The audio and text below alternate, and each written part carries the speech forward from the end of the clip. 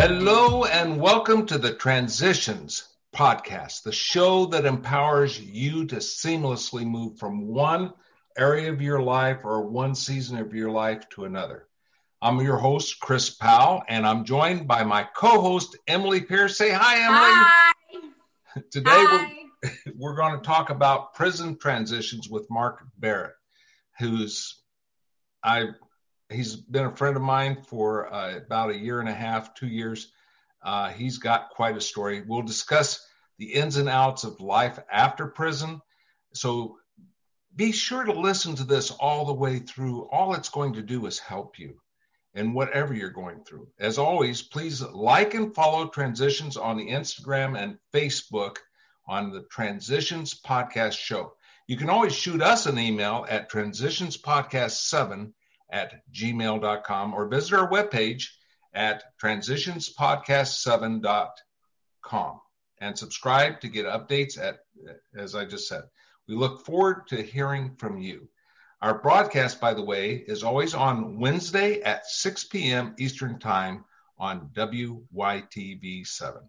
So our guest today is Mark Barrett. He is an entrepreneur with a passion of helping those who are incarcerated and living their best life. He's going to share with us how he transitioned in several areas of his life and what he's doing now to help those that are in prison and those that have come out of prison and transitioning into prison. As a matter of fact, he's going to be at a workshop tomorrow on this same subject. So hi, Mark. How are you doing? How you doing, Chris? Great. Glad to be here. Thanks so much for joining us. I am so happy you're here. I'm grateful. So, Mark, tell us a little about yourself. Where are you from? What are some of the hobbies you have? What is? Let's do this one. What's your passion? Actually, Chris, my passion is helping to assist men that have been incarcerated, helping them to get themselves reestablished back into society. Good. And navigate the system. Yeah. Why is that important to you? Besides you already having been in prison, but why is that your burn? Because not everybody that comes out of prison, that's their burn. Well, it's important to me because I understand the difficulties they can face if they don't learn how to utilize or navigate the system. Okay. So when you went to prison the first time, you've been in prison twice. Is that what I understand? That's correct. How old were you when you went to prison the first time? I was about to turn 16 years old the first time I went to prison. So what'd you go to prison for? I went for accessory to armed robbery after the fact, and I received a 1 day to 14-year sentence as a committed youthful offender. Mm-hmm. Even though I didn't actually do the crime, I knew who did it. Mm-hmm. So when you are that young and you went into the prison system, you were in as a juvenile, is that correct? Yes. When you went in and into prison as a juvenile, what were your first impressions when you arrived at the facility? Well, to be honest, I was probably numb, because I didn't know what to expect. But after getting there, it just kind of I just had to make up in my mind that this is where I was. So I was going to have to figure it out. Mm-hmm. So then you were placed in an adult prison when you turned 18, I take it? Is that correct? Yes, that's correct. Okay. So what happened in that transition from a juvenile facility to an adult facility? I guess the biggest thing was that I knew I would be around older men. And so it was just a matter of realizing that I had to mature, because I couldn't be that little boy no more. Going from the young youth prison to the adults, it's just about you just done got older, pretty much, Nothing's really changed. You just going from one environment to another with older people. Mm-hmm. So what kind of support group did you have in prison to help you change into somebody that after you entered into civilian life or came out into society, into a productive person? What kind of support system did you have there And the first time you were in prison? Well, actually, in prison, they had a lot of support systems as far as like, I know we had people from the outside coming in to bring us worship services. We had other programs to come inside the prison, such as Narcotics Anonymous, Yeah. Alcohol Anonymous, and it gave you an opportunity to build a relationship with people who had dealt with some of the same things you were dealing with, even in prison. Yeah. So, hey, Mark, keep your face framed. There you go. Okay. So, let me ask you, did that help you? Did that help your mindset? Did that change anything in your attitude? What kind of thing did that do for you? Well, maybe at the time, for me, it just actually gave me an understanding because remember, at that time, I actually didn't suffer from addiction problems. I just happened to get involved with the criminal activity that landed me in prison. You know, it wasn't until the second time, well, until I was released, that I began to travel down that road of substance abuse. Okay, so now that brings up the point. You got out of prison, and then how long was it before you found yourself back in prison, and what was the charges then? Actually, I when I was released from prison the first time, um, it was in I think '91, and I think I stayed out about 3 years. And in that 3 year span, not only did I begin to experience substance abuse, but I actually went back for assault with a deadly weapon. I had got myself in a situation and a confrontation with a young guy, and I ended up, shooting him. Mm-hmm. All right. So you went back into prison. Was there any other better support systems in there the second time, or was it about the same? Well, it was basically the same. I think it was just more so now that I had to really, learn how to utilize, those services that was there. And yeah.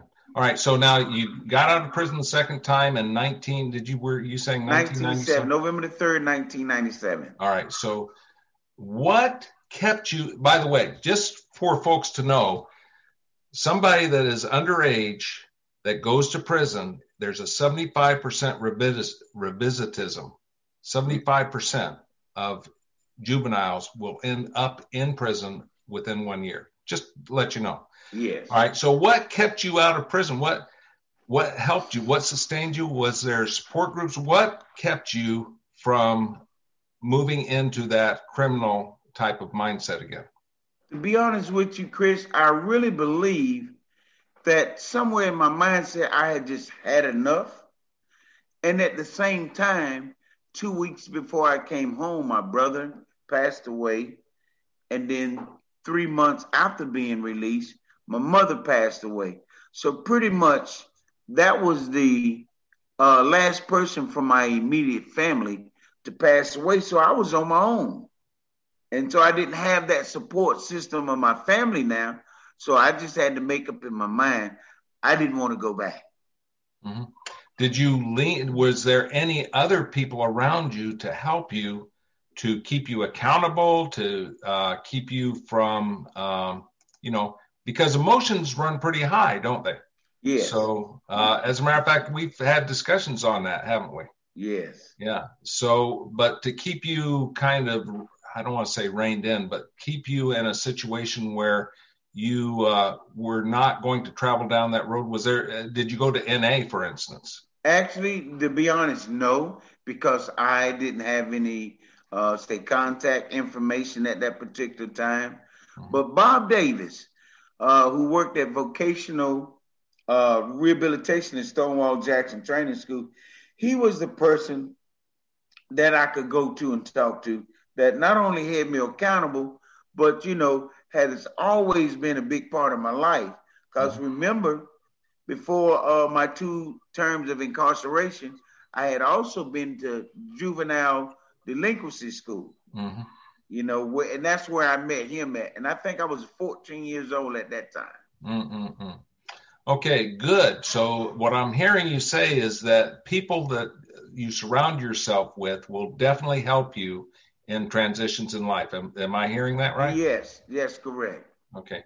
So now, after you got out of prison, you went to work for the city of Lancaster or the county of Lancaster, The city of Lancaster. driving a vehicle, and you got injured. Is that Yes, correct? sir. Yes, sir. What happened there? Well, actually, I can remember the night I went to perform a job task, and early in the morning, about 1:30, I can remember I was getting off the out of the truck to go pull the garbage can to the truck. And at that time, I never seen a vehicle or anything, but I was hit by a car and sustained a brain injury. Mm-hmm. You also sustained a leg injury. Is that right? Yes, that's correct. That's right. I almost lost my right leg below the knee. And I understand from that point on, you've been 100% disabled. Is that correct? That's correct. Yeah. So what kind of psychological, emotional piece did that play into?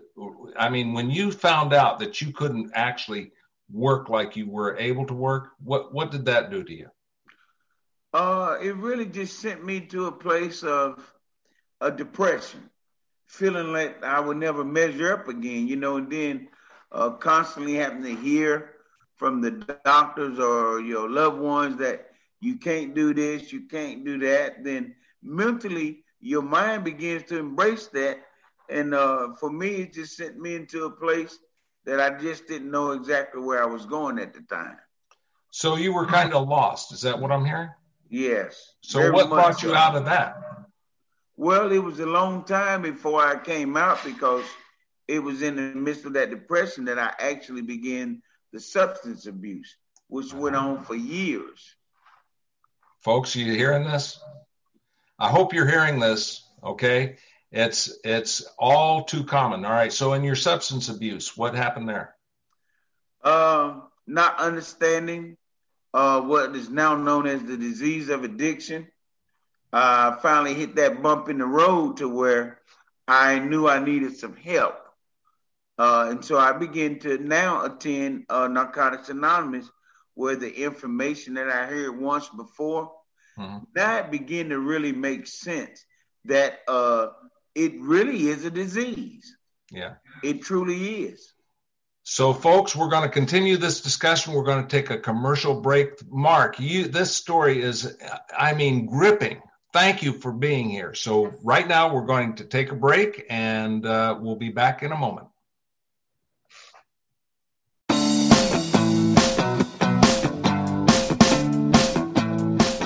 Mr. Happy Living here.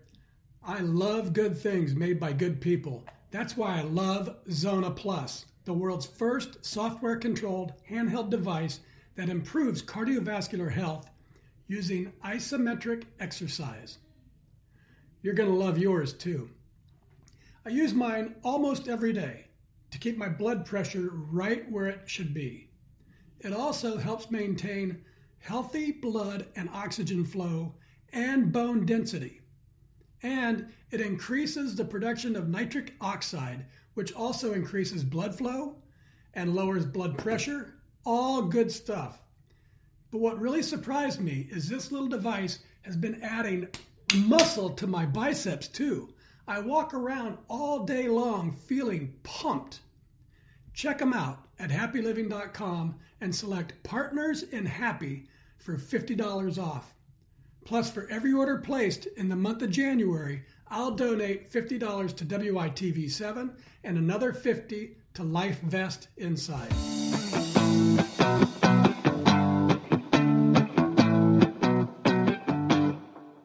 And we're back from our commercial break. Thank you to our sponsor. For those of you who weren't listening in before, we were talking to Mark Barrett, who has a courageous story, and Chris, my co-host, was interviewing him about it. Mark, I want to thank you for being here today. I know it can't be easy coming and telling our listeners and us about your story, but the one thing that I did hear when I was listening to it was that you were brave and you had the strength to fight through what you were going through. And I want to tell you that that's commendable. So I want to talk about prison life with you. Can you tell our listeners what it was like a day in the life of being in prison? Yes, I can. Pretty much, it's just like a normal day in the life of living at home. You have a daily routine that you pretty much have to follow through, as far as getting up in the morning, going to breakfast, then coming back and finding out, what you're going to do the rest of the day. Because remember, there were some people that went to school, some people went to jobs, and then there was actually some people that just hung out on the units. So, pretty much that was a typical day until, later in the evening when we pretty much will be in the dormitory for the rest of the day. So just a little background on me. I actually interned at a jail. So I'm familiar with, what happens inside a jail. Jail is very different from prison. Yes. Jail is short-term while you're waiting for your sentence, or whether you're waiting for your trial. And then prison is long-term. So I really want to hear about what it was like for you, the feelings, the emotions behind being in prison. Well, I got to be honest with you. It maybe was a few years after being incarcerated that the reality set in on me where I was. You kind of go through it numb, and then having thoughts, will I survive this? Will I ever make it out? And so it becomes almost like a dream. You just wake up and go through the motions and try to be non-feeling, if that makes any sense. Yeah. It's almost having to create this feeling that, I just got to do this. So. Right.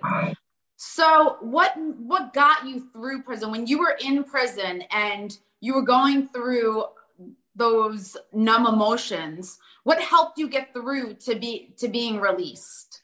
Well, to be honest with you, I'm gonna go back to the fact that my dad was a minister, so I grew up in a spiritual home, and so I took what I had heard about God with me, and then I would go to the chapel services or the services that they had, even on Wednesdays, the Bible study sessions, and just to hear participate in those activities, they really helped me to tap into the spiritual part of who I know I am today. Wow, that's wonderful. Can you talk a little bit about what happened after prison?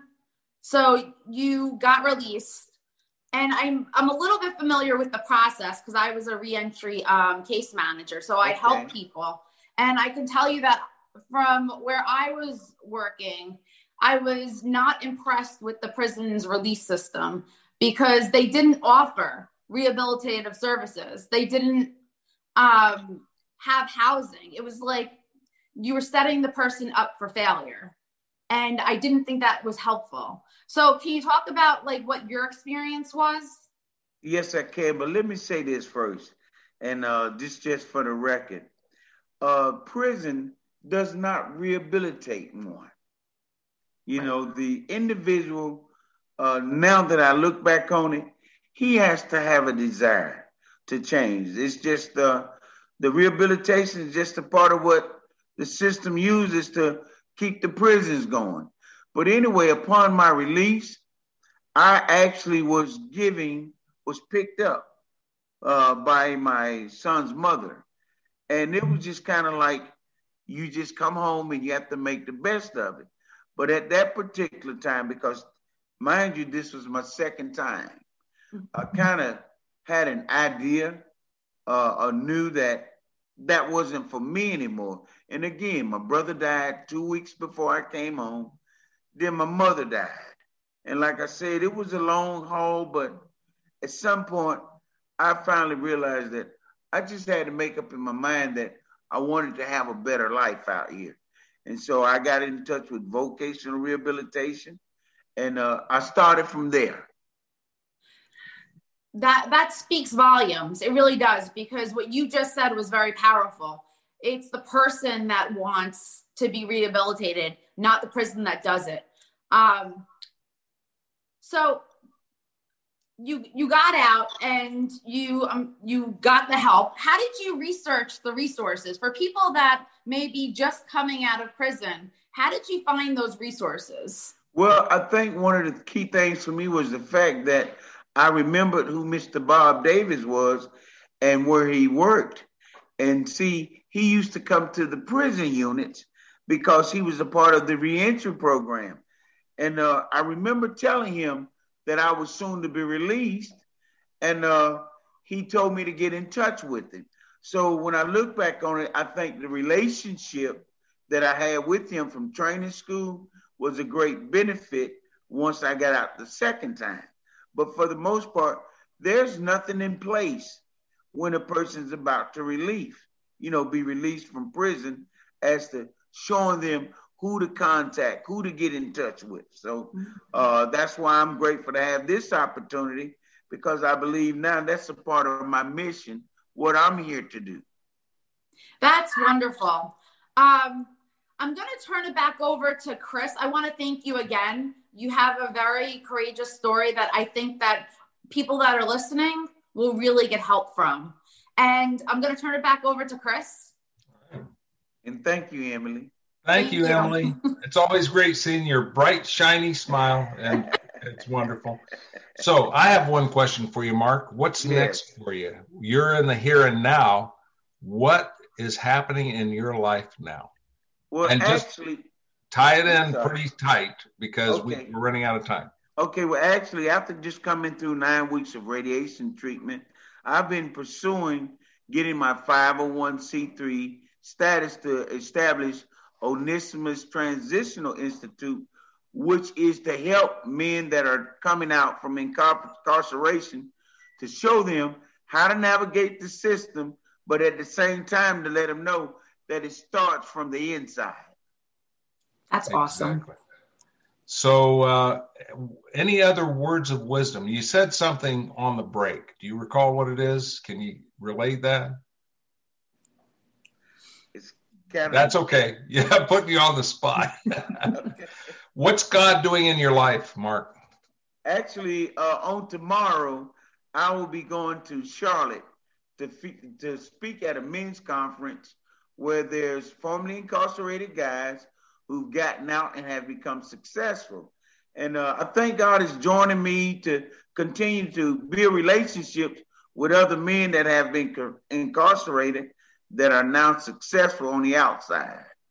Excellent. I will also be he's expanding my boundaries. Yes. Enlarging my boundaries. I'll also be there. And Mark and I are eventually planning on teaming up and going into the prisons, aren't we, Mark? Yes.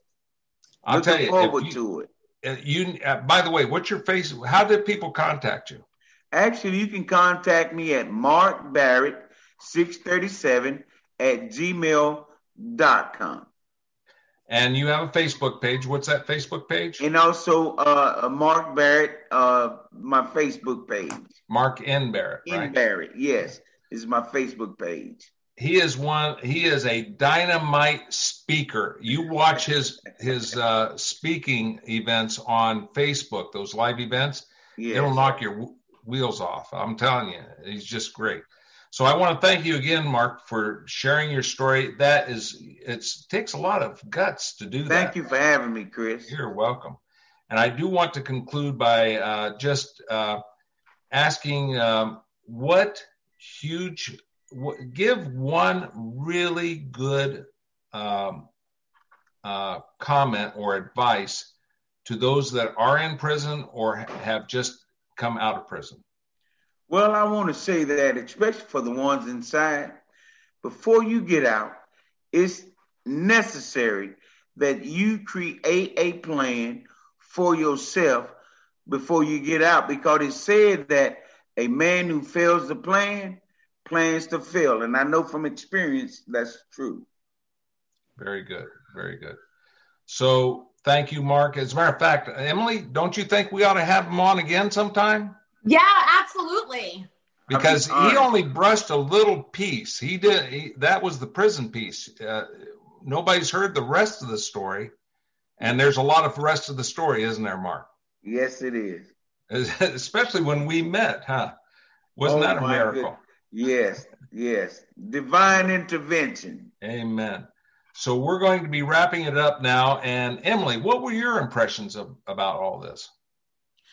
I have to tell you, Mark, I think that you've done a great job. Listening to you, you are such an inspiration to other people.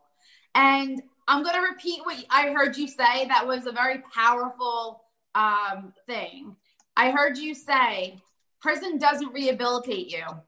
You have to rehabilitate yourself and want it. And that in itself is really powerful. I want to thank you again for being with us. And we definitely want to have you back if you want to come back. Do you want to come back, Mark? Sure. I'd love to. Well, thank you. Awesome. All right. So good. And then, so go ahead, Emily. Go ahead, Chris. Yeah, gotcha. You did. All right. So this is, we've got a few more minutes. Let us do some promotion here because, hey, if you want to be on this podcast, if you're transitioning and you have a story, we would love to interview you. Wouldn't we, Emily? We would, yes.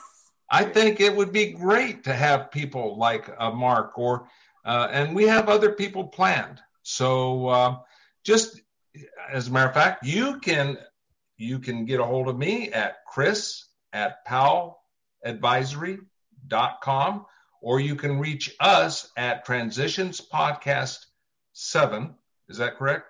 At gmail.com. At gmail.com. Transitions Podcast 7 at gmail.com. Our website is transitionspodcast7.com. And we are just so thrilled to have you all with us.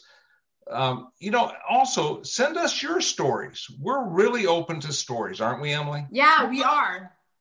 We are very, very open to them. And we want to hear the hope that you have. And we want you to tell everybody else about it so that they can learn and they can grow. Yeah. And please follow wytv7.org. wytv7.org. They're our platform. Please contribute. And the mission is for education, empowerment, and encouragement. And this is not obviously the only podcast. There's a whole lot of podcasts. I was just on with a men's group this morning, and we're planning some things just specifically for men. Although we're rather boring sometimes, but we're doing it. So anyway, wytv7.org. Please get on there, contribute, follow us. Were you going to say something, Emily? I was going to say, don't forget to follow us on Facebook and Instagram at Transitions Podcast. Yeah. As a matter of fact, Emily and I do a live Instagram, or what we try to, every week. So, follow us there. Yes. All right. So I think we are about 2 minutes out. And so, Mark, one last insight. What is God doing in your life right now? Well, again, I just believe he's opening doors for me and giving me the opportunity to become a motivational speaker as well. Very Thanks good. to you. And Emily, what words of wisdom do you have for those in transition right this second? What words of wisdom? Just keep on moving forward, one foot in front of the other, and eventually you will get there. Exactly. Okay, folks, I think that is it. Do not forget, again, to follow us on Facebook and Instagram at Transitions Podcast, and visit our website to subscribe to updates at transitionspodcast7.com. And you can always email us questions and feedback at transitionspodcast7@gmail.com. And please follow us at wytv7.org. And the people, hey, by the way, if you want to start a podcast, hey, they're open. Start talking to them. All right. So that's a wrap. God bless you all, and we'll see you next time. Bye. Bye. Emily. Bye, Mark. See you.